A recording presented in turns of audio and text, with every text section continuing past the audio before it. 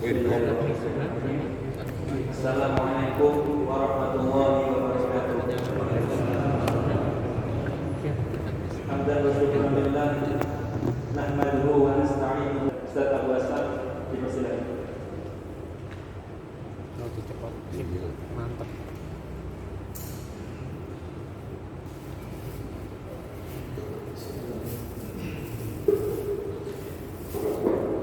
Assalamualaikum warahmatullahi wabarakatuh. Alhamdulillah, alhamdulillahi hamdan katsiran thayyiban mubarakan fi kama yuhibbu rabbuna wa yarda. Wa ashhadu an la ilaha illallah wahdahu la syarika lah wa ashhadu anna Muhammadan abduhu wa rasuluh. Ya ayyuhalladzina amanu taqullaha haqqa tuqatih wa la tamutunna illa wa antum muslimun. Amma ba'du, fa inna asdaqal hadisi kitabullah wa khairal hadi hadi Muhammadin sallallahu alaihi wasallam wa syarral umuri muhdatsatuha wa kullu muhdatsatin bid'ah wa kullu bid'atin dhalalah wa kullu dhalalatin finnar. Ikhwan wa akhwati fillah, bapak-bapak, ibu-ibu, kaum muslimin dan muslimah, jamaah majelis taklim Masjid Ar-Rayyan yang semoga dimuliakan oleh Allah Subhanahu wa taala. Kepada keluarga besar Bapak Muhammad bin Utsman, semoga Allah Subhanahu wa taala senantiasa melimpahkan keberkahan pada keluarga beliau dan usaha beliau. Bapak Ibu kaum muslimin dan muslimah rahimani wa rahimakumullah, tidak ada kata yang patut kita ucapkan di malam hari ini melainkan rasa syukur kita kepada Allah Subhanahu wa taala atas segala karunia nikmat yang telah Allah berikan kepada kita, yang tentunya kita tidak akan pernah mampu, tidak akan pernah bisa menghitung-hitung nikmat tersebut. Allah Subhanahu wa taala menegaskan dalam ayatnya, wa in ta'uddu nikmatallahi la tuhsuha. Dan jika kalian menghitung-hitung nikmat Allah, maka tentu kalian tidak akan pernah mampu, tidak akan pernah bisa untuk menghitung-hitungnya. Kita tidak diperintah oleh Allah untuk menghitung-hitung nikmat, tetapi kita diperintahkan oleh Allah untuk mensyukuri nikmat-nikmat tersebut.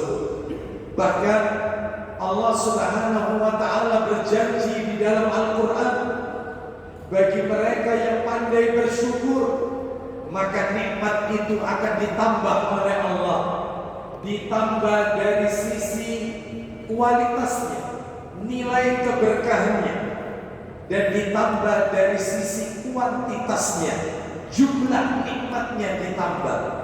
Allah berfirman di dalam Al-Quran di surat Ibrahim, surat yang ke-14 di ayat yang ke-7, wa itta'adzana rabbukum la in syakartum la azidannakum wa la in kafartum inna adzabi lasyadid. Yang inti daripada ayat ini adalah, jika kalian bersyukur kepada Allah, maka nikmatku akan kutambah. Namun sebaliknya, jika kalian kufur dengan nikmat-nikmat tersebut, Allah memberikan ancaman dengan azab yang sangat pedih. Semoga kita semua termasuk orang-orang yang pandai bersyukur kepada Allah Subhanahu wa taala. Salah satu nikmat yang Allah berikan yang kita rasakan pada malam hari ini adalah yaitu nikmat diberikannya kita kemudahan oleh Allah untuk melakukan perintah Allah, melaksanakan perintah Allah Subhanahu wa ta'ala. Diawali dengan salat maghrib berjamaah, dilanjutkan dengan talabul ilmi, yang mana menuntut ilmu ini adalah perintah. Lalu kemudian berakhir dengan pelaksanaan salat isya yang dilakukan secara berjamaah pula. Semoga rangkaian amal ibadah yang kita lakukan pada malam hari ini bisa menghapus dosa dan mengangkat derajat kita kelak di yaumil akhir. Bersumber dari sahabat Abu Hurairah radhiyallahu anhu, riwayat Muslim, Nabi sallallahu alaihi wasallam berkata kepada para sahabat, "Ala adullukum ala ma yamhullahu bihi al-khataaya wa yarfa'u bihi darajat." Kata Nabi sallallahu alaihi wasallam, "Maukah kalian aku tunjukkan suatu amalan yang apabila kalian lakukan, maka amalan tersebut dapat menghapus dosa-dosa kalian dan mengangkat derajat kalian kelak di yaumil akhir?" Maka para sahabat menjawab, "Qalu bala." Tentu wahai Rasulullah, kami mau. Apa itu? Maka Nabi sallallahu alaihi wasallam bersabda, yang pertama amalan itu adalah isbahul wudu' 'alal makarih. Yang kedua, wa kasratul khataaya ilal masajid. Yang ketiga, wa intidarus shalah ba'da shalah, fadzalikumur ribat. Yang artinya, amalan yang pertama kata Nabi adalah isbahul wudu' 'alal makarih, menyempurnakan wudu atau berwudu pada kondisi yang sulit, berwudu di kondisi yang dibenci.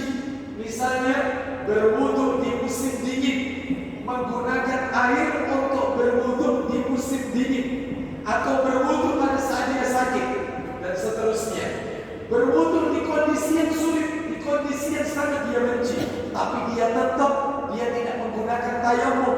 Sekalipun dia dibenarkan menggunakan tayamum, tapi dia tetap memilih air untuk berwudu.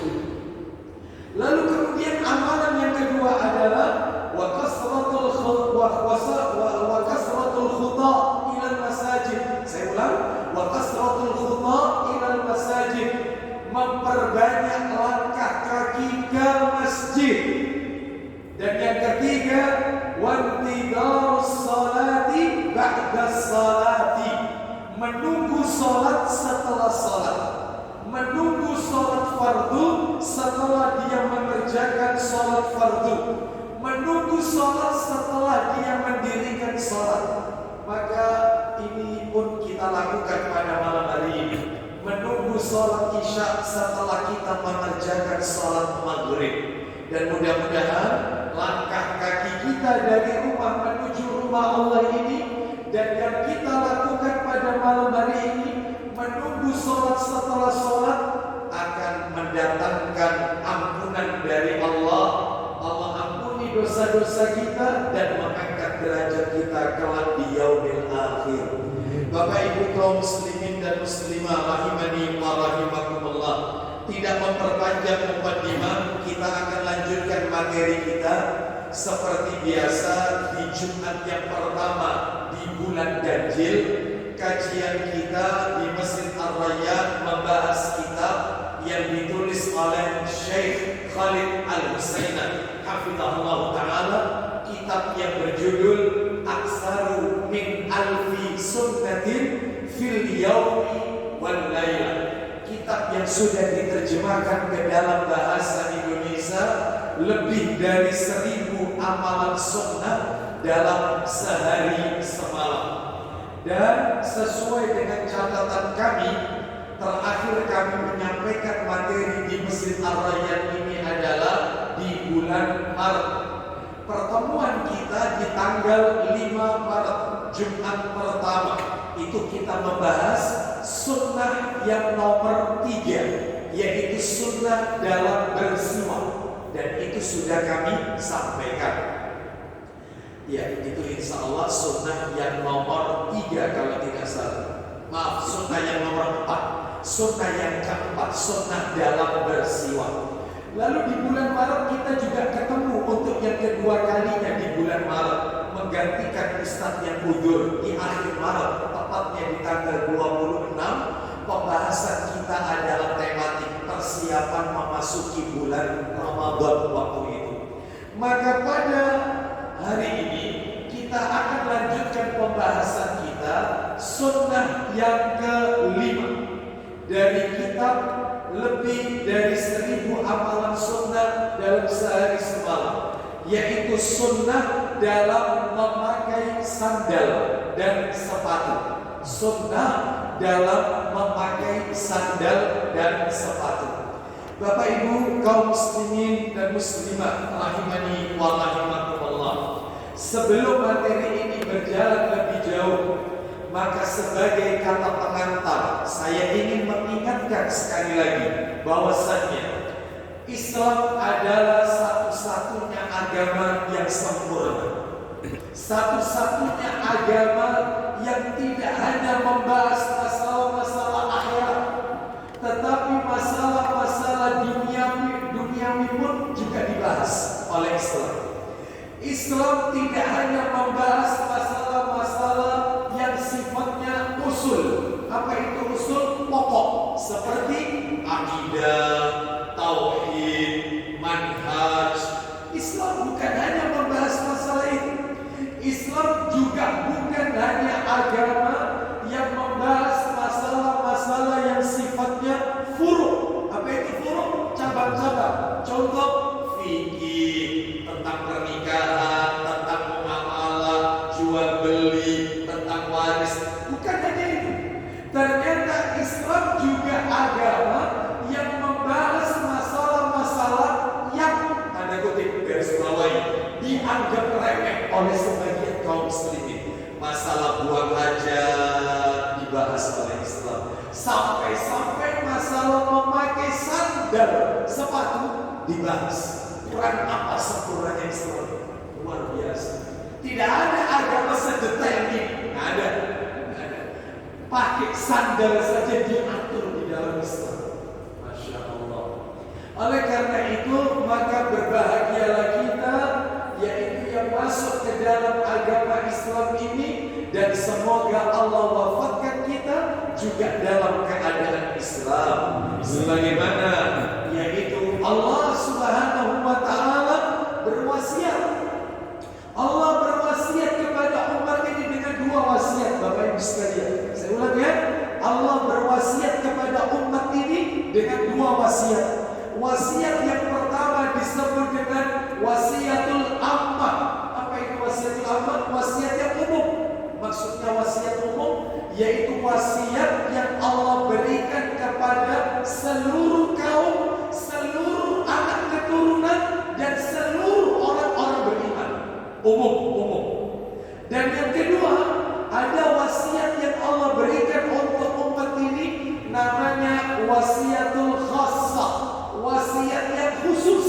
Apa itu wasiat khusus? Wasiat yang Allah tujukan kepada nabi tertentu dan anak keturunan tertentu. Tidak semua orang. Khusus nabi tertentu dan anak keturunan tertentu.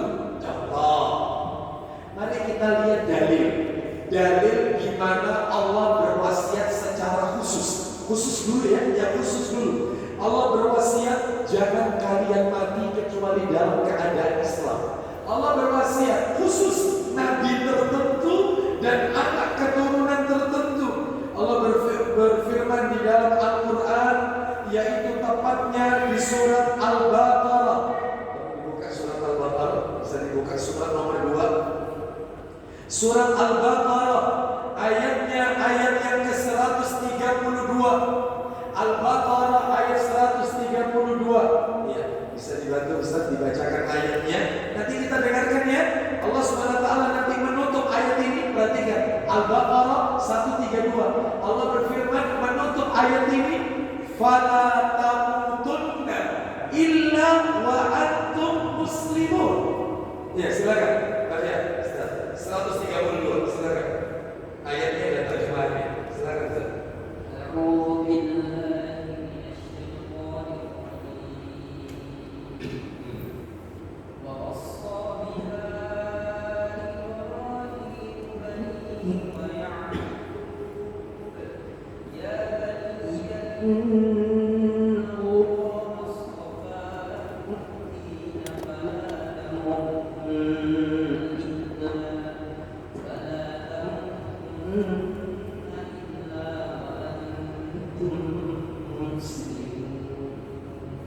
Apa wasiat Nabi Ibrahim alaihissalam? Silakan.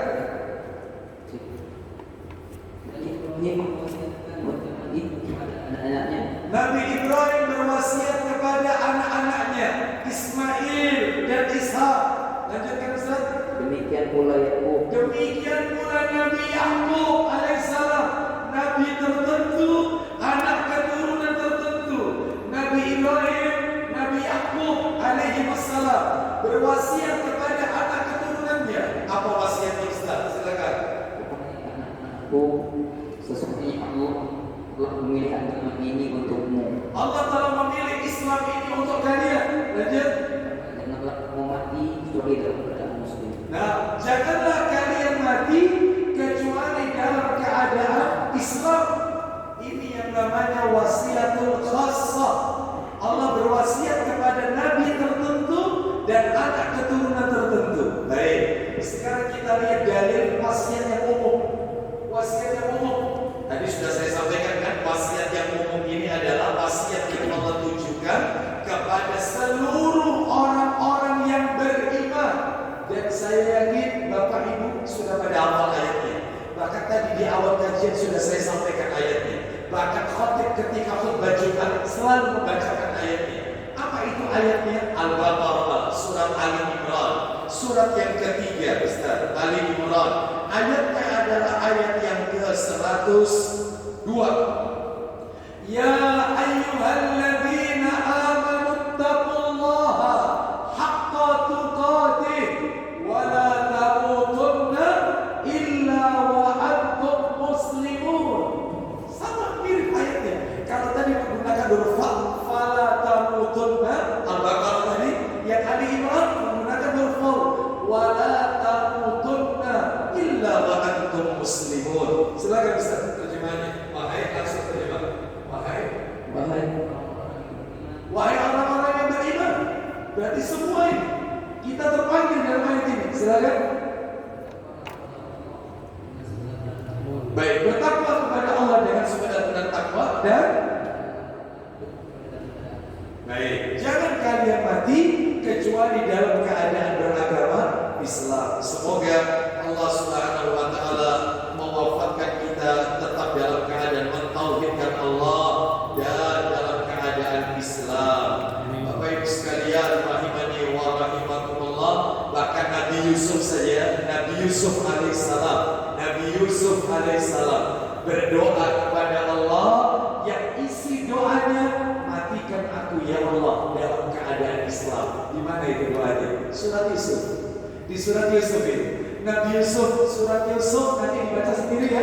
Surat Yusuf ayatnya ayat 101. Begini doanya, yaitu Nabi Yusuf berdoa, tawaffani musliman wa alhiqni bis salihin. Matikan aku ya Allah dalam keadaan Islam, seorang muslim, dan gabungkanlah aku dengan orang-orang saleh. Ini doanya Nabi Yusuf alaihissalam di surat Yusuf ayat 101 di akhir-akhir ayat. Sekali lagi semoga Allah senantiasa menjadikan Islam ini adalah agama yang kita pegang sampai kita menghadap Allah Subhanahu wa taala. Bapak Ibu rahimani wa rahimakumullah, baik kita akan bahas sunnah dalam memakai sandal dan sepatu. Ada dua hal terlebih dahulu, ada tiga hal terlebih dahulu yang akan kami sampaikan terkait masalah sandal dan sepatu ini. Tiga nih yang perlu dipahami Bapak. Tiga hal dulu. Apa itu? Yang pertama, Bapak Ibu sekalian, rahimani wa rahimakumullah. Yang pertama, sandal Sandal termasuk sandal atau telompa ya, atau sepatu, termasuk yaitu pakaian yang menjadi kebiasaan para nabi. Para nabi ternyata pakai sandal. Para nabi memakai sepatu, sandal, telompa. Jadi sandal ini kebiasaannya para nabi. Maka mereka yang suka memakai sandal, hatta di rumah, sekalipun itu di rumah, ada sandal di dalam rumah, bahkan di hotel itu disiapin sandal. Ada itu. Orang yang suka pakai sandal, itu berarti dia menunggu sumbernya, kebiasaannya para nabi, para rasul. Masya Allah, di mana Ustaz dalilnya? Nabi itu pakai sandal, bukan itu Nabi Muhammad sallallahu alaihi wasallam, bukan. Nabi-nabi sebelum Rasul Muhammad sallallahu alaihi wasallam, Nabi Musa alaihi salam pakai sandal, dan nabi-nabi yang lain. Di mana dalilnya? Surat Thaha. Bukan surat Thaha. Surat nomor 20 Ustaz. Surat Thaha, surat nomor 20 ayatnya 11 dan 12. Ayat 11 dan 12. Thaha surat nomor 20 ayat 11 dan 12. Falamma ataha nudiya ya Musa. Ya, ayat 11 dan 12. Silakan dibaca ayatnya lalu terjemahannya. Bisa dicoba? Ya, silakan Ustaz.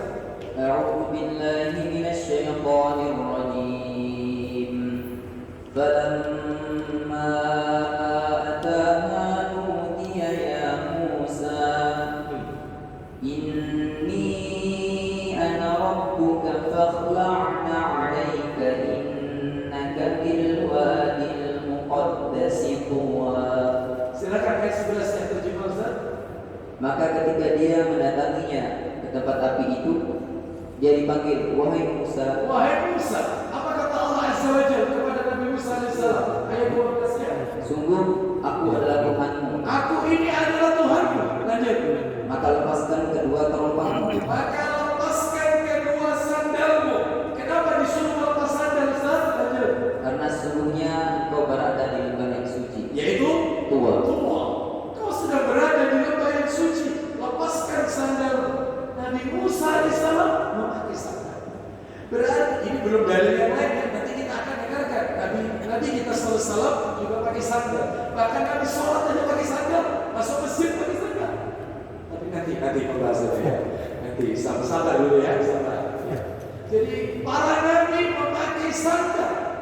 Ya. Ini kebiasaannya para nabi dan rasul. Baik, ini satu dulu dipahami. Maka orang yang terbiasa pakai sandal di rumah, pakai sandal keluar rumah, pakai sepatu, pakai sandal, dia telah mengikuti kebiasaan sunnah-sunnah para rasul.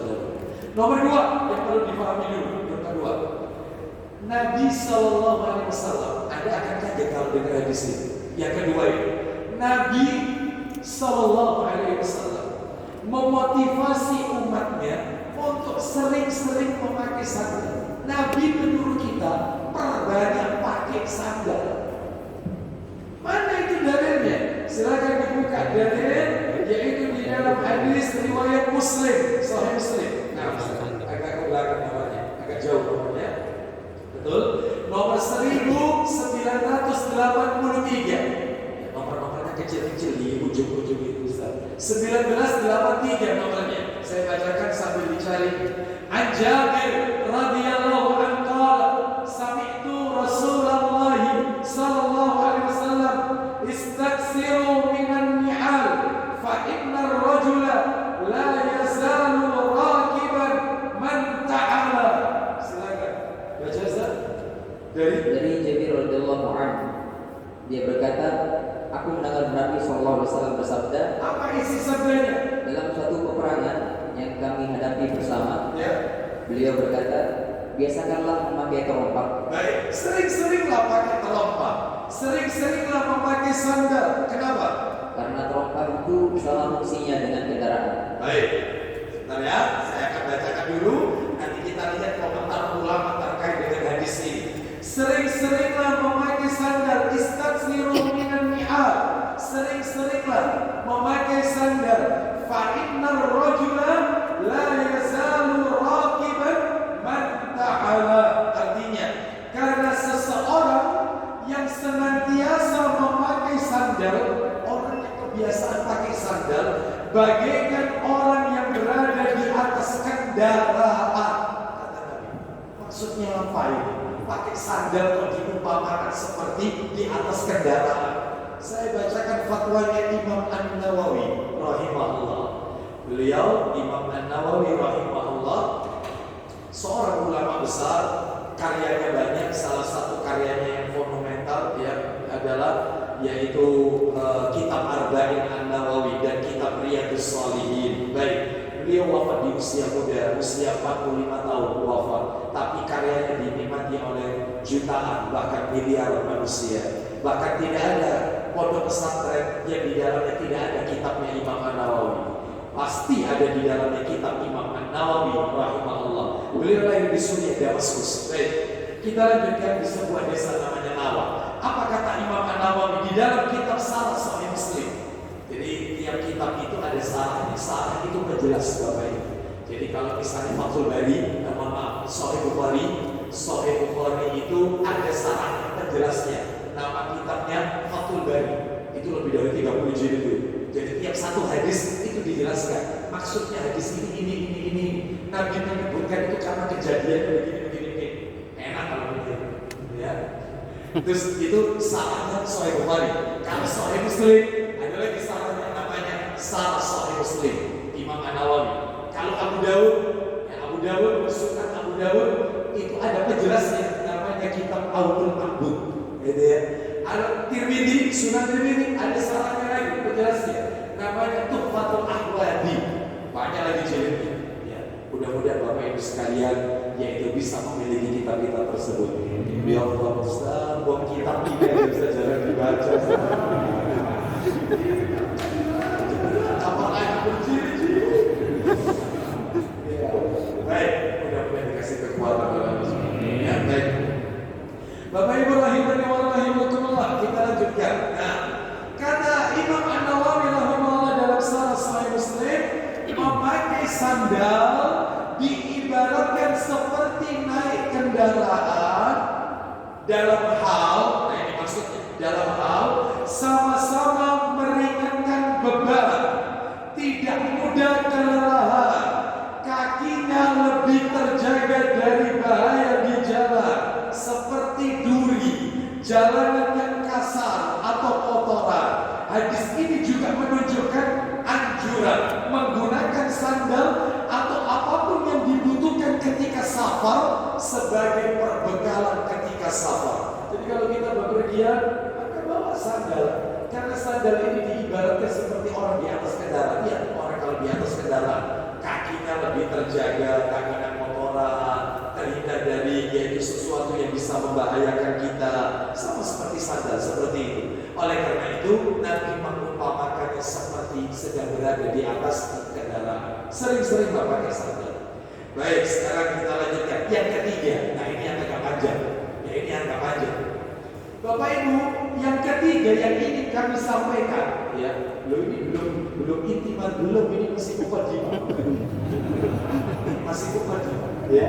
Yang ketiga adalah yaitu pada asalnya memakai sandal, memakai sepatu atau memakai khuf atau telompak, ya, itu adalah perkara tradisi sebenarnya. Tradisi ada, ya ada. Gitu. Siapapun bisa melakukan. Muslim pakai, orang kafir juga pakai sandal, pakai sepatu. Siapapun bisa melakukannya.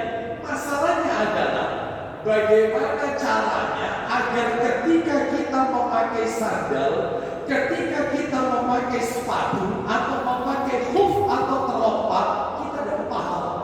Jadi tidak hanya sekedar ada mengikuti kebiasaan masyarakat sekitar, orang pakai sandal, semua pakai sandal. Supaya hanya tidak sekadar itu, tetapi punya added value, nilai tambah pahala. Gimana caranya supaya kita pakai sandal itu berpahala? Jawabannya cuma satu.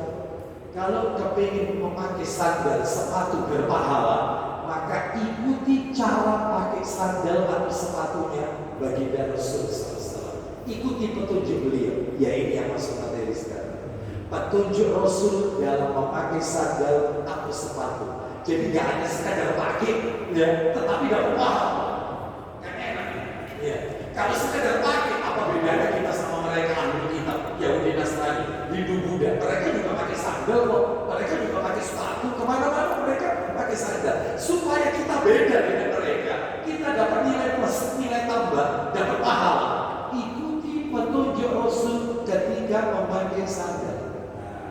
Ini intinya di sini. Pentingnya ngikuti sunnah itu di sini. Ya. Apa itu? Bapak, Ibu, rahimani wa rahimakumullah, totalnya petunjuk Nabi dalam memakai sandal totalnya ada 14. Pakai sandal itu ada 14. Nggak nutup. Rincian Rasul ini luar biasa. Nabi kita ini, Masya Allah. Ya, kita lihat bagaimana petunjuk Nabi dalam memakai sandal. Satu, masuk materi kita. Sunnah Nabi dalam memakai sandal. Satu, di buku ini Bapak Ibu, maaf, di buku ini halamannya 23. Itu cuma satu halaman, dua halaman. Halaman 23 dan halaman 24. Cuma ini aja. Ya gantinya berikutnya sunnah dalam berpakaian. Kalau materi ini tuntas, kita ketemu lagi kapan? Di Jumat Ganjil nanti, bulan Ganjil, maka kita akan membahas masalah pakaian. Hanya ini aja, singkat. Makanya di awal saya menyampaikan kitab ini, buku ini, saya perlu menambahkan kitab-kitab yang lainnya, ya, sebagai penunjang untuk menambah perbedaan ilmu kita. Jadi saya tidak melulu pakai buku ini, tidak. Saya ambilkan dari kitab-kitab yang lain. Ada Al-Mufrad, kitab yang lain dan seterusnya. Ya, baik.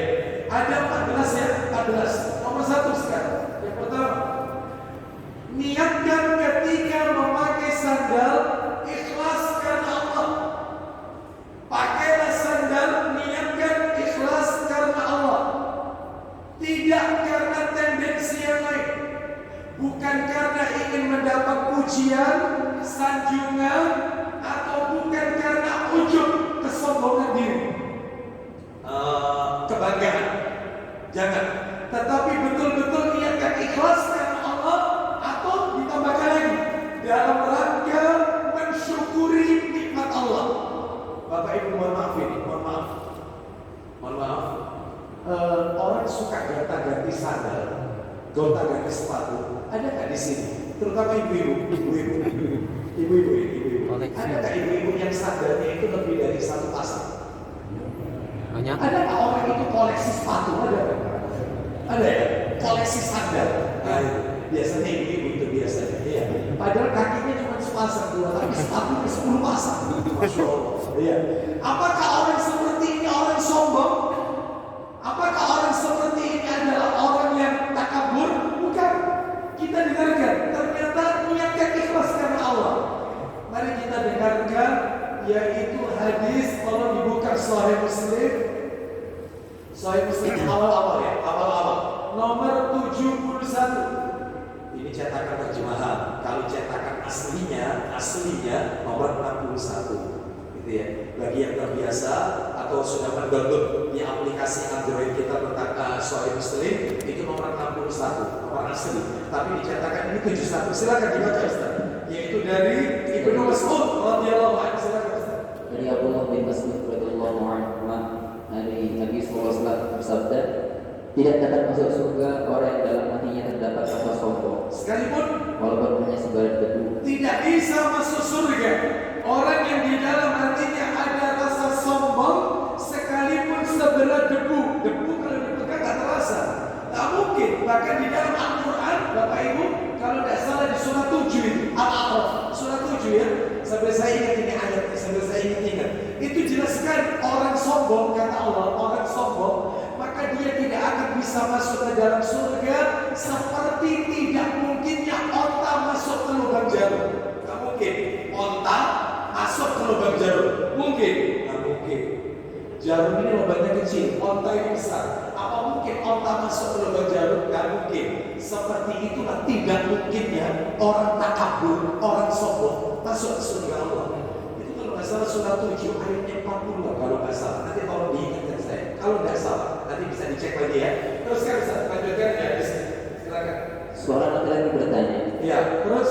bagaimana kalau seorang suka memakai baju dan sepatu bagus? Nah, ada seseorang bertanya, bagaimana kalau ada orang suka gonta-ganti, bajunya bagus-bagus, sepatunya bagus-bagus, apakah itu orang sombong? Apa jawaban Nabi? Silakan Ustaz. Lanjut. Rasulullah SAW menjawab, Ya. Allah itu indah, jamil. Nah, Allah itu indah dan Dia menyukai yang indah. Allah itu indah, suka yang indah. Berarti nggak apa-apa. Orang itu gonta-ganti baju, bajunya bagus-bagus, sandalnya, Masya Allah.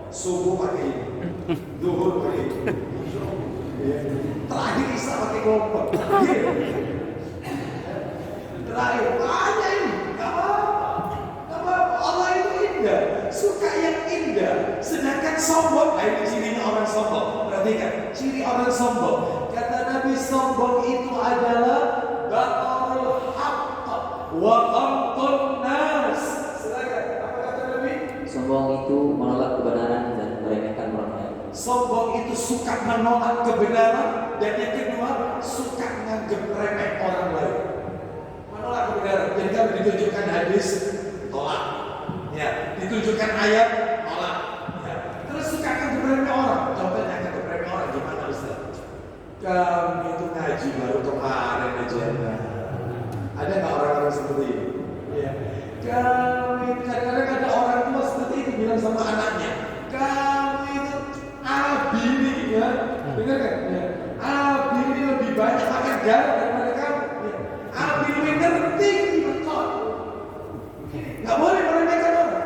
Dengarkan pendapat orang. Seperti itu nggak boleh. Jadi jangan meremehkan orang lain. Apalagi kalau yang disampaikan itu sebuah kebenaran. Seperti itu ya. Itu ciri orang sombong. Nggak bisa masuk surga. Ayatnya betul tadi yang saya sampaikan. Al-Araf ayat 40. Sudah ketemu. Al-Araf ayat 40. Tidak mungkin Allah masuk ke lubang jarum orang sombong itu. Seperti itulah tidak mungkinnya orang sombong. Maksudnya masuk ke dalam surga. Ya, baik. Nanti bisa dibaca. Surah 7 ayat 40. Baik, sekarang kita lanjutkan yang nomor 2. Kan ada 14. Yang kedua, yaitu tidak boleh kufur nikmat dalam berhias. Nggak boleh. Tidak boleh kufur nikmat dalam berhias. Ya. Termasuk dalam hal memakai sandal dan sepatu. Ya, Bapak Ibu sekalian, rahimani wa rahimakumullah, nggak boleh kufur nikmat. Maksudnya gimana? Nggak boleh kufur nikmat. Maksudnya adalah kan ada orang itu Pak, Bu, mohon maaf harus saya sampaikan. Ada sebagian orang itu yang untuk dirinya saja balik. Untuk dirinya itu balik. Maaf. Saya pernah menjumpai orang, mohon maafin. Saya menjumpai orang ini orang kaya, masya Allah, dan terkenal kaya. Semua orang tahu kalau dia orang kaya, masya Allah, kaya memang.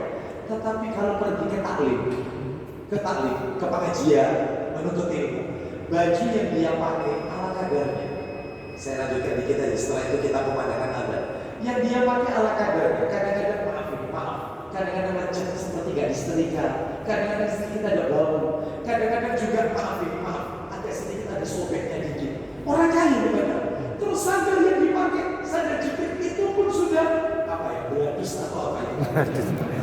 Seperti itulah, sudah kurang lebih. Nah, itu kata siapa yang baik, Ustaz? Orang ini Ustaz, orang kaya, tapi penampilannya low profile. Orang zuhud ini Ustaz, tuh keproy. Bukan, orang zuhud kayak ini tahu artinya zuhud. Itu ada materi zuhud dan warok. Ada sendiri materinya. Orang zuhud kayak begini, Rasul orang paling zuhud, tetapi Nabi penampilannya, sahabat aja lihat kalau Nabi pakai baju itu kagum. Sahabat lihat Nabi kalau pakai baju itu kagum. Masya Allah, zuhud itu nggak seperti itu. Ya, dia ini orang yang kufur nikmat untuk dirinya itu emang. Kan ada orang yang mau beli baju atau mau beli sandal, tanya berapa harganya? Sekian ratus ribu. Ceklaren itu. Ada nggak orang model kayak begini di sini? Gak ada ya? Gak ada yang laku maksudnya ya? Masya Allah. Itu juga tidak tiap hari, tidak tiap bulan, bahkan mungkin bisa jadi setahun sekali, bahkan belum tentu setahun sekali. Kenapa dia harus pelit untuk dirinya sendiri? Seperti itu. Ya, oleh karena itu maka saya akan tunjukkan nanti dalilnya setelah kumandang adzan isya. Tidak boleh kufur nikmat untuk dirinya, nggak boleh. Ya, baik. Sekarang kita dengarkan kumandang adzan isya. Sallallahu ala nabiyina wa ala alihi wasallam.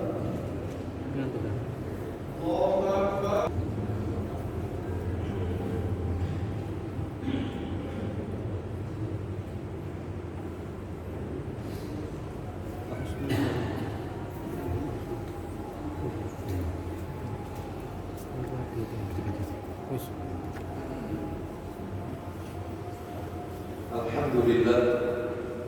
Alhamdulillah hamdan katsiran tayyiban mubarakan fihi kama yuhibbu rabbuna wa yarda. Wa asyhadu an la ilaha illallah wahdahu la syarika lah. Wa asyhadu anna Muhammadan abduhu wa rasuluh la nabiyya ba'dah. Bapak Ibu kaum muslimin dan muslimah, jamaah majelis Masjid Ar-Rayyan yang semoga dimuliakan oleh Allah Subhanahu wa taala. Kita lanjutkan pembahasan kita. Kita akan tunjukkan dalil bahwasanya kita tidak boleh kikir, kufur dengan nikmat dalam berhias, tidak boleh kufur nikmat dalam berhias. Mana dalilnya? Silakan dibuka hadis Abu Dawud jilid 2. Abu Dawud jilid 2 itu ya. Nomornya agak ke belakang. Nomor 4063. 4063. 4063. Ada kan nomornya?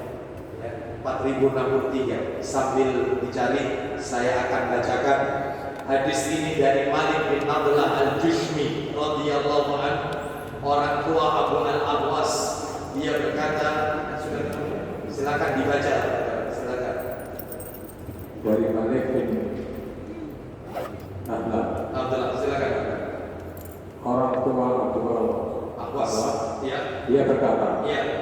aku menghadap Rasulullah SAW dengan pakaian yang jelek. Aku menghadap Nabi dengan pakaian yang jelek. Terus, Kemudian beliau berkata, perhatikan pertanyaan Nabi kepada orang ini yang memakai pakaian yang jelek ini, yaitu Nabi mengatakan, alaka ma'alun, silakan. apakah kamu mempunyai harta atau uang? Apa kau punya harta atau uang? Bayangkan, ditegur ini sama Nabi karena pakaiannya jelek.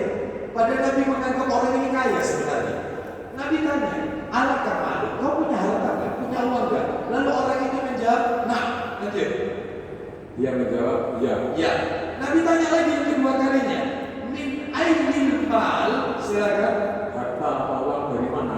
Nabi tanya lagi, bayangkan, harta yang kau miliki itu uang dari mana? Harta dari mana? Bayangkan, ini kan pertanyaan yang privacy sebenarnya. Tapi Nabi ingin tahu, kau punya harta itu dari mana? Orang ini jawab, ternyata betul orang kaya. Apa kata orang ini? Dia berkata, Qad atani Allahu minal ibil wal ghanam wal khayli wal raqiq. Silakan. Allah telah memberikan harta atau uang dari hasil utang. 1, Domba, 2, kuda, 3. dan kuda. Orang kaya punya peternakan onta, punya peternakan domba, kambing, punya peternakan kuda, punya budak. Bukan orang miskin, orang kaya. Lalu kemudian Nabi langsung menegur. Lanjut silakan. Beliau pun bersabda, Baik, ini sabdanya. Fa'idha atakallahu malan falyura atharu ni'matillahi alaika wa karamatihi. Silakan. jika Allah telah memberikan harta dan rezeki kepadamu, maka perlihatkanlah nikmat Allah dan kemuliaannya kepadamu. Tunjukkan kalau kau dikasih rezeki, pakai baju yang bagus. Seperti itu. Jangan bakhil. Nah, makanya di dalam Al-Quran, Bapak Ibu jangan kaget. Di surat Ad-Duha ayat terakhir, surat nomor 93 ayat terakhir ayat 11. Wa amma bi ni'mati rabbika fahaddits. Dan terhadap nikmat Rabbmu maka tunjukkan. Jadi kalau dikasih rezeki tunjukkan. Makanya seorang wanita pakai baju bagus, dia pakai sandal bagus, sepatu bagus, itu bukan untuk pamer. Tolong niatnya jangan untuk pamer, tapi mensyukuri nikmat Allah di mana Allah telah memberikan rezeki dan suaminya telah memberikan nafkah kepadanya. Tunjukkan. Nah, itu ya. Jadi kalau tidak boleh kufur nikmat, nggak boleh. Ya, kau juga tidak setiap hari. Ya, baik. Bapak Ibu sekalian, rahimani wa rahimakumullah. Kita lanjutkan yang ketiga. Niatkan sunnah mendahulukan yang kanan. Tolong niatkan sunnah mendahulukan yang kanan. tolong kalau memakai sandal atau sepatu dahulukan kaki kanan. Kaki kanan. Mana dalilnya? Silakan dibaca Sahih Muslim. Silakan, yaitu hadis nomor 1984 Sahih Muslim 1984. Itu kalau nomor aslinya 2097 nomor aslinya. Baik, kata Ustaz, silakan dibaca. Dari mana hadis itu, Ustaz? Dari Abu Hurairah radhiyallahu anhu, dia berkata, Rasulullah SAW bersabda, Idan ta'ala ahadukum falyabda' bil yumna. Silakan. bila kamu memakai terompah, mulailah dengan yang kanan. Terus. Dan bila kamu membukanya, mulai dengan yang kiri. Nah, apabila memakai sandal dimulai kaki kanan, melepasnya dengan kaki kiri. Terus, Pakailah kedua-duanya sekaligus dan tanggalkan kedua-duanya sekaligus. jadi pakai kedua-duanya atau lepaskan kedua-duanya. Ini menunjukkan ada isyarat tidak boleh memakai sebelah. Sandal satu harus bagus. Ya, pakai dua-duanya. Atau kalau tidak jangan dipakai dua-duanya. Seperti itu. Dan kalau memakai kaki kanan, melepasnya kaki kiri. Ini diajarkan oleh Nabi. Tambahkan lagi Ustaz, Sahih Muslim agak awal-awal nomornya 213. Sahih Muslim 213. An Aisyah radhiyallahu anha qalat, kana Rasulullah sallallahu alaihi wasallam yuhibbu tayammuna fi sya'nihi kullihi fi na'laihi wa tarajjulihi wa tuhurihi. Silakan. Dari Aisyah radhiyallahu anha, dia berkata, Rasulullah SAW bersabda, Isinya beliau Rasulullah SAW lebih suka mendahulukan yang kanan dalam segala keadaan. seperti apa itu dalam segala keadaan? Seperti memakai terompah, Tuh, pakai sandal. Terus bersisir dimulai rambut sebelah kanan. Lanjut. Berwudu ketika membasuh tangan dan kaki kanan dulu. Lanjut. Dan mandi ketika mandi besar dimulai mengguyurkan air dari tubuh sebelah kanan, termasuk memandikan mayit, yaitu mengguyurkan air itu di tubuh mayit sebelah kanan terlebih dahulu. Sunnah mendahulukan yang kanan. Saya bacakan lengkap keterangannya Imam An-Nawawi. Imam An-Nawawi rahimahullah dalam kitab Syarah Sahih Muslim di juz yang ketiga, apa kata beliau? Hadis ini menunjukkan kaidah dalam syariat. Segala sesuatu yang mulia, dan bernilai, maka dianjurkan mendahulukan yang kanan. Yang kanan. Contohnya, memakai baju tangan kanan, memakai celana kaki kanan, memakai sandal atau sepatu kaki kanan, masuk masjid kaki kanan, bersiwak dimulai menggosok gigi sebelah kanan, kanan gigi, bercelak, memakai celak dimulai mata sebelah kanan, memotong kuku yang sebelah kanan dimulai pada aturan mainnya juga, dimulai dari jari kelingking ke kiri, tapi tetap tangan kanan dulu yang dipotong, kelingking, jari manis, jari tengah, terus begini, nah terus begini. Itu ada aturan mainnya potong kuku itu. Ya. Lalu kemudian setelah itu menggunting kumis, mencukur kumis dimulai sebelah kanan, menyisiri rambut kanan, maaf, mencabut bulu ketiak sebelah kanan, potong rambut. Ya. Kalau potong rambut itu kamu potongin, mas yang kanan. Lo kenapa? Kalau Rasulullah. Keren gitu, Kenapa sampaikan? Ya, itu. Kita lanjutkan. Jadi mengucapkan salam, ya, sebagai tanda selesai sholat. Lihat kalau salam, ketika sholat selesai, assalamualaikum warahmatullahi wabarakatuh. Kanan dulu. Terus membasuh anggota wudhu, keluar dari toilet atau kamar mandi kaki kanan, makan dan minum tangan kanan, berjabatan tangan kanan, menyentuh hajar aswad atau melambaikan Bismillahirrahmanirrahim, Allahu Akbar, tangan kanan. Semuanya kan, Masya Allah. Maka ini semua diajarkan oleh Nabi SAW. Ya, sepele tapi berpahala itu. Ya, mulai nanti terapkan keluar masjid, kaki apa keluar masjid? Kiri. Masuk masjid? Nanti keluar masjid kaki kiri, terus pakai sandalnya? Kanan. Bisa caranya ya? Bisa ya? Caranya ya? Bisa. Ya. Baik, kita lanjutkan. sekarang adapun menggunakan sisi kiri itu kebalikannya, yaitu sesuatu yang jelek, ya. Membersihkan bagian depan belakang kita dengan tangan kiri, masuk jamban toilet, kamar mandi kaki kiri, dan seterusnya. Kebalikannya. Kita lanjut yang keempat. Jangan memakai satu sandal atau satu sepatu. Nggak boleh. Nggak boleh pakai satu sandal atau satu sepatu. Kalau satunya putus, maka lepas dua-duanya atau tetap pakai dua-duanya. Pakai dua-duanya atau lepas dua-duanya. Nggak pakai sandal sekali. Ya. Mana dalilnya? Tadi sudah kita dengarkan. Ustaz kita tadi sudah membacakan hadisnya, yaitu di dalam Sahih Muslim nomor 1984. Mungkin Bapak Ibu bertanya dalam hati, kenapa dilarang? Kenapa kok nggak boleh? Gitu. Kenapa kalau pakai sandal atau sepatu dua-duanya, atau kalau dilepas dua-duanya? Nggak boleh cuma pakai satu saja. Nggak boleh. Kenapa? Alasannya adalah satu. Yang pertama ini, dari sekian banyak alasan, yang lain adalah yaitu sekian banyak alasan itu ya. Yang paling menonjol ini adalah ternyata orang pakai sandal sebelah, pakai sepatu cuma sebelah, itu termasuk gaya syaitan berjalan. Jadi sandal cuma satu, satunya enggak, sepatu cuma satu, satunya enggak. Itu termasuk gaya syaitan ketika berjalan. Syaitan itu pakai sandal, sandalnya cuma satu, sepatu cuma satu. Gaya syaitan. Mana dalilnya? Buka kitab silsilah hadis sahih. Nah, itu silsilah hadis sahih. Nomornya jilid 3 ya. Nomornya 3121 3121. Ada ya? Baik, silakan dibaca. Ya, silakan. Kita teruskan ini. Silakan.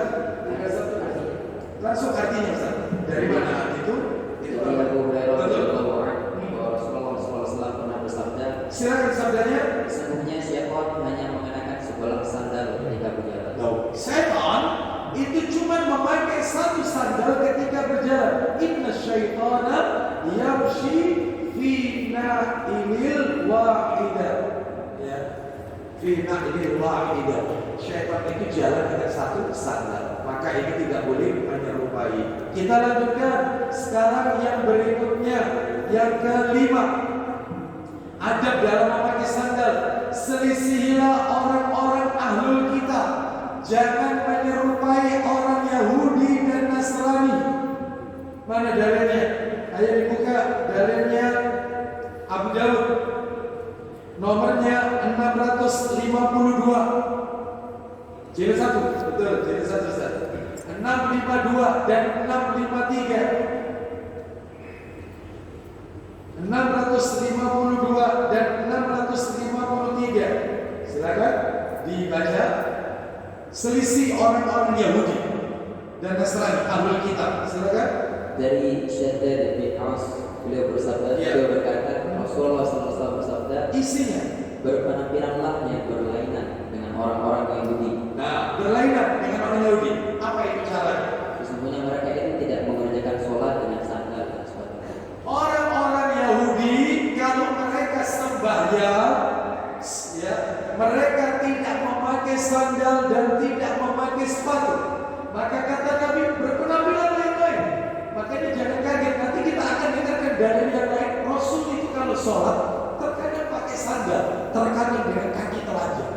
Jadi sesekali pakai sandal, sesekali memakai sepatu atau sandal, atau sesekali telanjang kaki, tidak memakai sandal. Jangan terus-terusan nggak pakai sandal. Kita sholat di rumah, sholat tahajud, sholat duha, pakai sandal. Ibu-ibu boleh pakai sepatu. Ya biasa aja, jangan naiknya 12 cm atau 20 cm ya. Iya. Biasa ya, biasa pakai sandal, sholat pakai sandal. Ya, berpenampilan berlainan. Harus tampil beda dengan Yahudi dan Nasrani. Nggak boleh sama. Terus 653 Ustaz, silakan. Dari Abdullah bin Amr bin As radhiyallahu anhu, dia berkata, aku pernah melihat Rasulullah SAW mengerjakan sholat terkadang dengan kaki telanjang dan terkadang memakai sandal. Nah, aku pernah melihat Nabi itu kalau sholat kadang pakai kaki telanjang, kadang dengan memakai sandal atau sepatu. Ibu sekalian, rahimani wa rahimakumullah. Kita tambahkan lagi dalil. Coba Abu Dawud tetap nomornya naik ke atas 650. Tadi kan 652. Ya, 652 ya. 650 yang atas ya. Silakan baca. Dari Abu Sa'id Al-Khudri radhiyallahu anhu, dia berkata, ketika Rasulullah SAW mengerjakan sholat bersama sahabatnya. Baik, berarti sholat berjamaah ini di masjid sholat berjamaah. Lanjut. Tiba-tiba beliau melepaskan kedua sandalnya, lalu meletakkannya di sebelah kiri. Jadi Nabi melepas sandalnya ketika sholat loh ini, dilepas, ditaruh di sebelah kiri. Ya, lanjut teruskan. Ketika para sahabat kemudian melihat tindakan Rasulullah itu, Maka mereka ikut pula melepas sandalnya. Nah, sahabat ketika sholat melihat Nabi jadi imam melepas sandal, mereka ikut melepas sandal. Dan mereka tidak tanya lebih dahulu kenapa, apa sebabnya. Inilah ketaatan para sahabat kepada Rasul Sallallahu Alaihi Wasallam. Gak pakai tanya. Jadi mereka itu para sahabat itu sami'na wa ata'na. Beda dengan kita. Kalau kita ini sami'na wa ni'ada. Kami mendengar tapi oh. Itu kita. Kalau mereka selama tidak, kami dengar, kami taat. Gak tahu alasannya apapun, yang penting kami melakukan itu, kita lakukan. Masya Allah. Ini sahabat, levelnya beda dengan kita. Ya. Maka sahabat lepas. Lanjut setelah salam, Nabi menegur sahabat. Dia teguran Nabi. Lanjut Ustaz. Setelah Rasulullah SAW selesai mengerjakan sholat, beliau bersabda, apa gerangan yang membuat kalian melepas sandal-sandal kalian? Nah, berarti gak apa-apa sholat pakai sandal. Justru Nabi tanya, kenapa kalian melepas sandal kalian? Apa kata para sahabat? Ini bentuk ketaatan yang besar. Mereka sahabat berkata, kami melihat Anda melepas sandal, Maka kami pun ikut melepas sandal.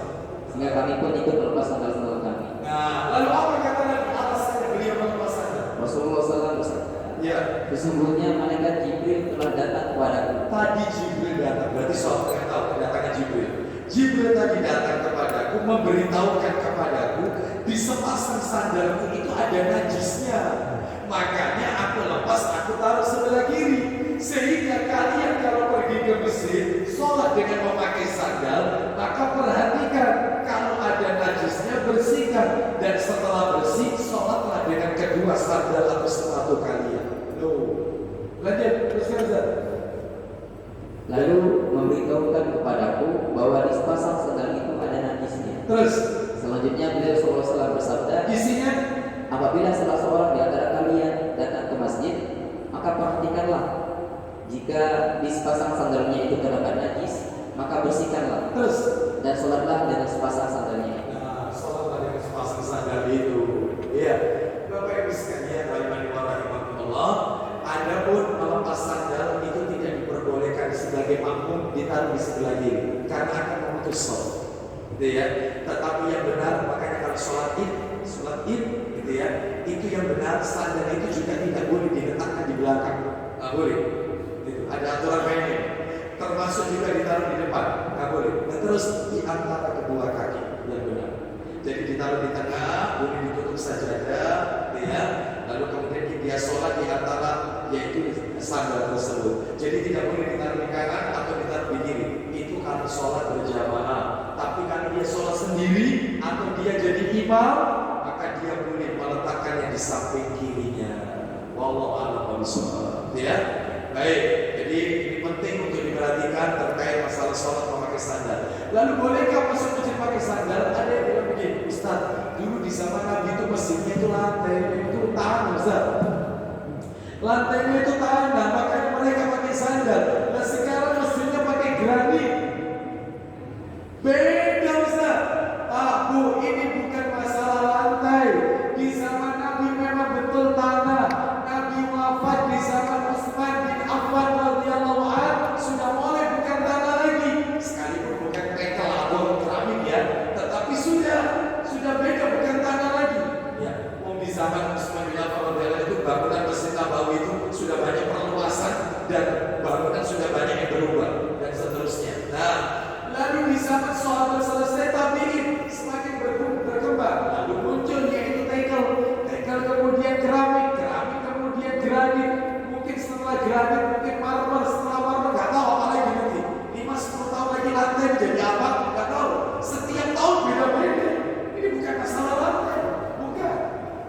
bahwasanya adalah sunnah Nabi sholat dengan memakai sandal. Berarti besok kalau gitu bisa diamalin saya pakai sandal sebentar. Sebentar. Bapak Ibu sekalian, rahimani wa rahimakumullah. Saya akan bacakan fatwa Syekh bin Baz. Fatwa Syekh bin Baz. Syekh Abdul Aziz bin Baz rahimahullah di dalam fatwa Ibnu Baz, fatwa Islam, fatwa nomor 69.793. Begini fatwa beliau. Wa idza kana al-masjidu mafrushan fa innal aula khalquha hadrat min tawsikhil farashi wa tanfiril muslimina minas sujudi 'alaiha. Kata beliau rahimahullah, jika masjidnya pakai alas karpet, kalau masjidnya pakai karpet, maka yang lebih baik melepas tidak pakai sandal agar tidak mengotori alas karpet dan membuat kaum muslimin enggan untuk sujud di karpet. Sekarang nggak pakai karpet bisa berarti boleh sebentar. Masih ada lagi. Maka jika kaum muslimin yang lain sudah mengerti dalilnya, mereka sudah siap menerima sunnah yang satu ini, sholat dengan memakai sandal, dan itu adalah bagian dari sunnah. Bahkan Nabi sesekali telanjang kaki, sesekali memakai sandal ketika sholat. Kalau semuanya sudah paham dan semuanya tidak merasa jijik adanya mereka yang masuk masjid pakai sandal, maka sunnah ini boleh diterapkan. Tapi jika sunnah ini belum merata, di mana banyak kaum muslimin belum mengenal, bahkan mereka akan yaitu muncul nggak mau masuk ke masjid gara-gara masjidnya khawatir kotor, mungkin itu kena najis, maka seyogyanya yaitu tidak dilakukan sunnah ini, menghindari mudarat yang lebih besar. Seperti itu. Ya, Ustaz di musim Araya semuanya sudah siap ikuti sunnah. Ya, terakhir, ya masih ngomong lagi, izin sama takbir. Kalau takbirnya boleh, ya apa? Kalau takbirnya nggak boleh, jangan memaksakan. Terus kemudian masuk masjid, ini sunnah Rasul. Ya, semuanya harus izin kepada takmir, ya, penguasa di masjid tersebut. Allah a'lam. Intinya sunnah. Kalau tidak bisa diterapkan di masjid, maka tolong di rumah ketika sholat sunnah pakai sandal. Karena itu menyelisih ahlul kitab. Kita lanjutkan sekarang poin berapa sekarang? Yang ke-6. Yang ke-6 ya. Termasuk sunnah kadang-kadang berjalan tanpa alas kaki. Jadi Bapak Ibu, kadang-kadang kita kalau keluar rumah jalan, itu kadang-kadang apa itu istilahnya? Nyeker. Gak pakai alas kaki, itu sunnah. Olahraga, jalan-jalan, gak pakai sepatu, gak pakai sandal, itu bagian dari sunnah. Kadang memakai sandal, kadang telanjang kaki. Tidak terus-menerus memakai sandal, tidak terus-menerus telanjang kaki. Nah, seperti itu. Mana dalilnya? Dalilnya agak panjang. Nomornya ada di sana, Abu Dawud nomor 4160. 4160. Kita lanjutkan saja yang ketujuh. Yang ketujuh ya, kita tuntaskan aja ya ini ya. Yang ketujuh, termasuk sunnah memakai sepatu sambil duduk. Sunnah pakai sepatu itu sambil duduk. Terutama kata para alim ulama, sepatu-sepatu yang membutuhkan bantuan ketika memasukkannya dengan tangan. Nah, biasanya kan duduknya itu, harus jongkok, harus duduk. Maka kata Nabi duduk, jangan sambil berdiri. Dikhawatirkan jangan. Cintanya Rasul sama umat ini luar biasa. Jadi kalau sepatunya cuma sekedar selop, sana jepit, maka nggak perlu. Atau misalnya sepatunya itu tinggal dimasukin aja sepatu sandal, nggak butuh bantuan, pakai tangan, apa sambil berdiri. Ini yang sambil duduk itu adalah, yaitu kalau butuh bantuan dengan tangan harus jongkok atau harus menunduk. Bisa dipahami sampai di sini? Mana itu dalilnya? Silakan dibuka Abu Dawud, agak ke belakang jilid 2, agak ke belakang nomornya. 4135, 4135. Nah Rasulullah sallallahu alaihi wasallam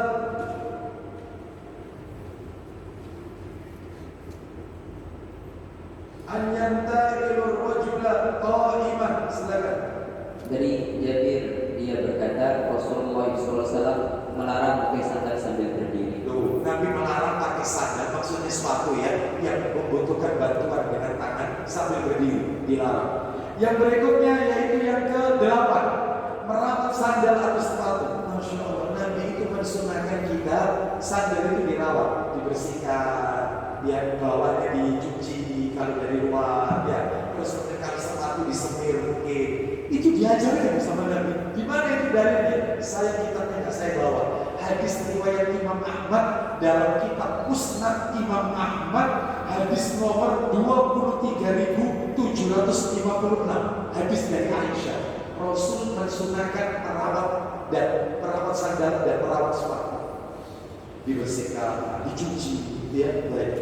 Nomor 9, selalu menjaga kebersihan sandal, bersihkan. Sebagaimana tadi Nabi ketika sholat imami, Bapak Ibu panjenengan semua sudah dengar hadisnya tadi kan? Nabi ketika mengimami sholat berjamaah, beliau melepas sandalnya dan ditaruh sebelah kiri. Kata Nabi, malaikat Jibril memberitahukan kepadaku, di sepasang sandalku ada najisnya. Lalu kata Nabi, jika kalian akan sholat masuk masjid, bersihkan terlebih dahulu jika ada najisnya. Ya. Baik, jadi selalu menjaga kebersihan sandal. 10. Menggoncang-goncangkan atau menghentak-hentakkan sepatu ke lantai sebelum memakainya.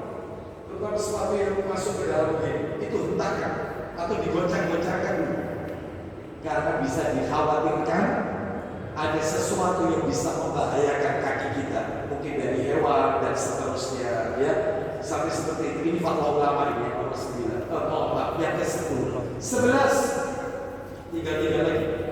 Sandal atau sepatu dengan desain dan model yang khusus untuk laki-laki tidak boleh dipakai oleh wanita. Begitu juga sebaliknya, sandal atau sepatu yang desain atau modelnya khusus untuk wanita nggak boleh dipakai laki-laki. Nggak boleh. Nggak boleh. Sandalnya warnanya pink. Pink itu identik mana pink? Ada gambar bunga-bunga dipakai laki-laki, masya Allah. Jenggotnya lagi apa? Baik, ya. Jadi desain khusus untuk wanita jangan, ya. Makanya tanya, ini itu cewek atau cowok, gitu ya. Karena ada sandal itu dua-duanya masuk. Boleh pakai cewek, boleh pakai cowok. Ya dilihat. Kalau di situ ada simbol khusus kental sekali terkait dengan wanita, laki-laki nggak boleh pakai. Mana dalilnya? Dibuka Abu Dawud jilid 2, nomornya 4097. 4097. La'ana Rasulullah sallallahu alaihi wasallam al-mutasyabbihina minar rijal bin nisa wal mutasyabbihati minan nisa'i bir rijal. Silakan. Dari Ibnu Abbas radhiyallahu anhu dari Rasulullah sallallahu alaihi wasallam bersabda, isinya sesungguhnya beliau melaknat wanita yang menyerupai laki-laki, terus dan melaknat laki-laki yang menyerupai wanita. Baik itu gaya bicara, gaya berjalan, cara berpakaian. Laki-laki pakai anting-anting, laki-laki pakai kalung, seperti ini. Nanti kita bicarakan kalau materi ini tuntas pertemuan berikutnya tentang adab berpakaian, sunnah dalam berpakaian. Nah seperti itu, ya. Terus yang ke-12 sekarang, jangan memakai sandal, jangan memakai sepatu yang diambil dari rizki yang haram. Jangan. Maafin, haram itu ada dua. Ada haram zat, ada haram sifat. Haram zat itu bahan bakunya sandal itu atau pakaian itu dari hewan-hewan yang haram untuk dikonsumsi. Misal pakai ikan pinggannya dari kulit ular, atau pakai jaket-jaketnya dari kulit buaya atau apa, sepatunya dari kulit hewan yang haram untuk dikonsumsi. Tapi kalau misalnya kulit kuda, kulit lembu, kulit kambing, maka ini hewan yang halal untuk dimakan, tidak apa-apa. Itu haram zat, haram dari zatnya, bahan bakunya. Ada pun haram sifat lain yang lebih melebar, haram sifat. Rizki yang dia gunakan untuk membeli pakaian atau sandal itu dari pekerjaan yang syubhat. Ya, seperti itu. Dia bekerja di bank-bank ribawi. Nah, seperti itu. Dia dapat rezeki, dia gunakan untuk beli baju, sarung, dipakai sholat. Sholatnya nggak diterima. Dipakai sandal dipakai ke masjid, nggak diterima ibadahnya. Seperti itu. Karena zatnya, karena sifatnya haram. Diambil dari rezeki haram. Seperti itu. Ustaz, dia itu nggak ikut menolak Ustaz bekerja di bank ribawi itu. Dia jadi satpam. Nah, juga sama saja, kan dia digaji seperti ini. Ustaz, lah kalau notarisnya, Ustaz, notarisnya dia yang transaksi akad di komputer itu di notaris ini, dan akadnya ini jelas riba, kena juga notarisnya sama. Hati-hati, riba ini luar biasa. Atau harta syubhat, menipu orang, makan harta anak yatim, atau menggolimi korupsi, dibelikan apa pakaian, dibelikan apa sadar, itu dia pakai untuk ibadah, tapi terima ibadah. Jadi kalau cari rezeki, hati-hati, jangan sampai bercampur barang haram, haram zat dan haram sifat. Ya, baik, kita lihat sekarang mana dalilnya. Buka Sahih Muslim, nomornya 971. Muslim, coba dituliskan 971, kurang satu lagi ya, kurang dua lagi kita akhiri. 971, nomor aslinya 1015, nomor aslinya. Itu Nabi SAW menceritakan tentang seorang laki-laki. Silakan bisa dibaca dulu dari awal. Silakan. Dari Abu Hurairah radhiyallahu anhu, dia berkata, Rasulullah SAW bersabda, Inna Allah Ta'ala tayyibun, la yaqbalu illa tayyiban. Silakan. hai manusia, sesungguhnya Allah itu baik. Terus, Dia tidak menerima sesuatu melainkan yang baik. Allah itu baik. Allah tidak mungkin menerima sesuatu kecuali sesuatu itu yang baik. Terus saya bisa lanjut lagi ke bawah, agak ke bawah. Nabi menceritakan tentang seseorang yang lama berjalan sampai rambutnya kusut masih berdebu. Ya, ada ya? Silakan. Lalu Nabi menceritakan. Silakan. Kemudian Nabi SAW menceritakan tentang seorang laki-laki yang telah lama berjalan karena jauhnya perjalanannya ini tempuhnya, Terus, sehingga rambutnya kusut, masai dan berdebu. nah, terus. Orang itu mengangkat tangannya ke langit seraya berdoa, Lanjut. wahai Tuhan, Stop. Kata Nabi SAW, orang yang tengah lama berjalan itu rambutnya kusut masai, bajunya juga berdebu, mengangkat tangannya sambil berkata, Ya Rabb, Ya Rabb. Bapak Ibu, maaf, saya tambahkan dikit, maaf. Di dalam sebuah hadis dikatakan, merinding saya, disebutkan dalam hadis Abu Dawud. Kitabnya ada di situ. Dalam hadis Abu Dawud itu Nabi mengatakan, Allah Tabaraka wa Ta'ala yang maha hidup malu kepada seorang hamba. Allah malu kepada seorang hamba yang ketika hamba itu berdoa sambil mengangkat kedua tangannya, lalu kemudian Allah tidak mengabulkan doa itu, membiarkan orang itu dengan tangan hamba. Maksudnya gimana Ustaz? Artinya katanya para ulama, salah satu doa mustajab, salah satu tips kiat-kiat doa dikabulkan dengan mengangkat tangan. Lah mengangkat tangan ini apa caranya? Ada Nabi itu mengajarkan mengangkat tangan itu seperti ini, mengacungkan satu jari telunjuk. Ini khusus khotib Jumat. Allahumma ighfir lil muslimin wal muslimat. Maaf ya, saya mohon maaf ya. Saya mohon maaf. Tidak pernah Nabi khotib Jumat, khutbah Jumat memimpin doa sambil mengangkat tangan. Seperti ini. Allahumma ighfir lil muslimin khotib Jumat. Yang kedua adalah menggabungkan yaitu dua telapak tangan begini, ya menggabung begini dengan menaikkan sedikit sikunya ke atas. Doa apa yang bisa kita ujian istisqa sama doa kondisi genting, kondisi wabah kayak begini nih, seperti kondisi kaum muslimin diserang oleh apa ini Yahudi di Palestina, di negeri Palestina, saudara kita di Palestina diserang oleh Yahudi, mendoakan mereka itu diangkat. Nah, urut nazilah, mendoakan mereka atau minta hujan karena kemarau aja diangkat. Nah, begini. Nah, yang nomor 3, tata cara berdoa modelnya dua. Silakan Anda mau pilih yang mana, dua-duanya sofi. Yang model pertama dari tata cara yang ketiga itu adalah yaitu menggabungkan kedua tangan, telapak tangan kanan dan kiri. Jadi begini. Lalu kemudian searah dengan bahu, sejajar bahu. Nah, telapak tangan menghadap ke atas, punggung tangan menghadap ke bawah. Jadi begini. Rabbana atina. Gak usah bawa penggaris terus diukur, gak usah.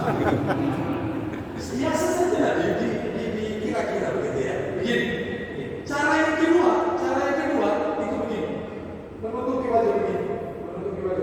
Nah, Ustaz dari dua cara, yang begini sama yang begini, yang paling afdol, yang hadisnya paling banyak, paling kuat yang mana? Yang begini.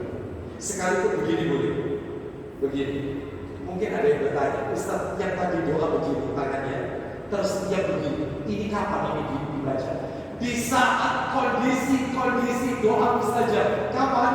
Hari Jumat, ketika turunnya hujan, saat mendengar ayam jantan berkokok. Karena Nabi ayam jantan berkokok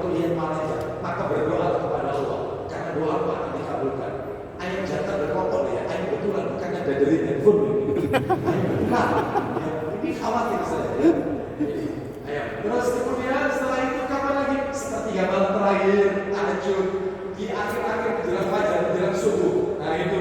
Terus kemudian kapan lagi? Antara adzan dan iqamah, nah itu begini, seperti ini atau begini. Dan masih banyak lagi. Doa-doa mustajab, waktu-waktu yang mustajab. Di Masjidil Haram, Masjid Nabawi, nah begini. Ya, baik. Berarti Ustaz kalau gitu, Nabi gak pernah doa tangannya itu dipisah seperti ini. Nggak ada riwayat, nggak ada. Ada lagi, bukan begini, tapi begini. Doa. Ya, doa. Ada lagi doanya orang tanggal tua, kemarin kakek pulang. Tanggal tua ini, tanggal tua. Nggak ada kayak begini. Nabi itu kalau berdoa serius, tangannya diangkat. Nah, begini atau begini. Minta kepada Allah. Ya, dirapatkan. Jadi, baik, kita lanjutkan. Orang itu tadi mengangkat tangannya ke langit, berarti kan ciri doa mustajab yang dibaca Ustaz tadi. Berarti kan pasti dikabulkan. Ternyata tetap gak dikabulkan sama Allah. Kenapa? Lanjut Ustaz, jalan ceritanya. Orang itu menandakan tangannya ke langit seraya berdoa, Ya Rabb, wahai Tuhanku, Ya Rabb, wahai Tuhanku, wa mat'amuhu haram, padahal makanannya dari barang yang haram, wa mashrabuhu haram, minumannya dari yang haram, wa malbasuhu haram, pakaiannya dari yang haram, wa ghudhiya bil haram. dan dia diasuh dengan makanan yang haram. Mulai kecil dikasih makan, dididik sama orang tuanya barang haram. Fa'anna yustajabu li dzalik. Bagaimana kemudian Allah akan mengabulkan doanya? Maka mana mungkin doanya akan dikabulkan oleh Allah? Mungkin Ustaz. Hati-hati jadi rezeki. Ya, hati-hati. Ya, apalagi sekarang banyak bisnis-bisnis yang gharar, yang syubhat, ya hati-hati. Jadi jangan memakai pakaian diambilkan dari rezeki yang haram atau sandal sepatu. Nomor berikutnya yang ke-13 bagi wanita, khusus wanita, ibu-ibu, mohon maaf ibu-ibu, jangan memakai sandal atau sepatu dengan hak tinggi karena termasuk tabarruj, berhias yang dilarang. Itu disebutkan di dalam Fatwa Nur al-Dar oleh Syekh Muhammad bin Shalih Al-Utsaimin rahimahullah, dilarang tabarruj. Apalagi sampai mengeluarkan suara. Enggak boleh tabarruj. Boleh. Jadi kalau gitu wanita kalau pakai sandal yang rata saja bawahnya, jangan yang ada haknya, jangan yang rata. Itu yang diajarkan. Terakhir penutup yang ke-14, jangan memakai sandal atau sepatu saat masuk kuburan. Jadi kalau masuk kuburan, antarkan jenazah, lepas sandal, lepas sepatu, kecuali kalau kuburannya tidak terawat, yang dikhawatirkan akan membahayakan kaki kita, pecah kaca, paku. Tapi kalau kuburannya terawat, maka tanggalkan sandal itu ketika akan masuk ke area kuburan. Mana itu dalilnya? Kitabnya di sana Abu Dawud, nomornya 3230. Saya cukupkan sampai di sini aja Bapak Ibu sekalian ya.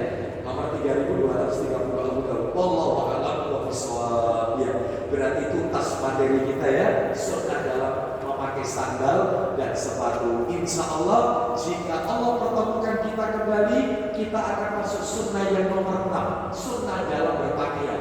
Bagaimana hukumnya laki-laki pakai baju warna kuning, ya. Laki-laki pakai bagaimana hukumnya, yaitu laki-laki memakai pakaian menyerupai wanita dan seterusnya ya.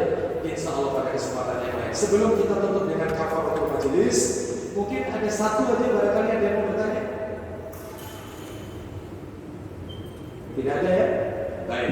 Iya satu aja. Mohon maaf ini mewakili. Silakan Bapak. Silakan. Kafaratul.